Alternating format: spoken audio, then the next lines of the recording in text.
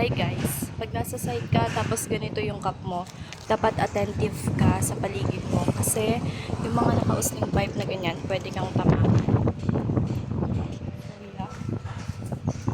May case, maliit ako, di ako tinamaan. Vlogging di. Ikaw, pwede ka tamaan yan. Matangkad ka eh.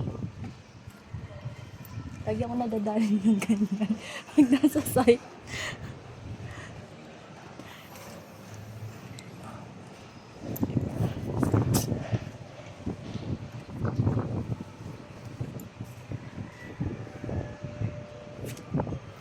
Di kasi nakikita.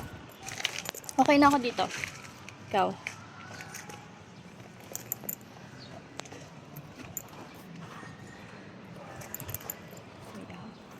Di ako tinamaan kasi maliit ako.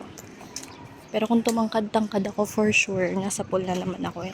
Hindi talaga siya makikita kapag nakaganito kang cup. Lalo na kung sinasabi mo sa paglalakad yung pag-i-inspect mo.